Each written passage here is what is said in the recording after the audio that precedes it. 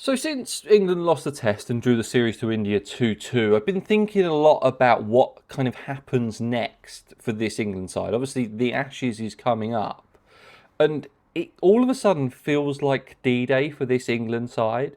Of the fact of if you don't get this done in Australia, there's going to be some changes because 2-2 to India is a disappointment for this England side. They going into the series, they were definitely favoured to win it, and without a marquee series win, it was obviously 2-2 against India. They lost away in India.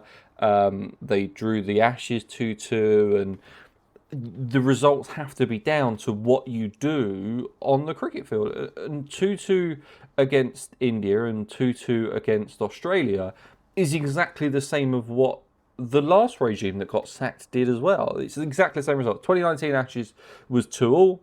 The India series in 2021 was 2-all. Okay, I know that the one test crossed over to the Stokes and McCullum regime, but let's say it was 2-2. That's what it was. I just think that they have to win the Ashes. Is the only way that McCullum stays in the job, and maybe Stokes stays as captain.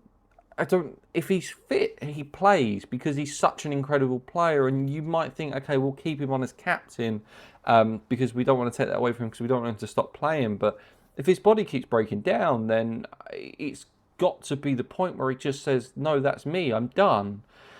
So I don't know where he goes from there if they lose this Ashes badly. And I think there is a chance that they lose the Ashes badly. I think there's a chance that they could win the Ashes. I think the issue that they have is that they've built to this Ashes and not kind of looked at what's coming and have just kind of brushed away this India series a little bit. It was like, oh, it's okay, yeah, it's at home. We'll just win that. And then we've built up this attack. We've got Cast, we've got Tongue, we've got Atkinson, we've retired Anderson.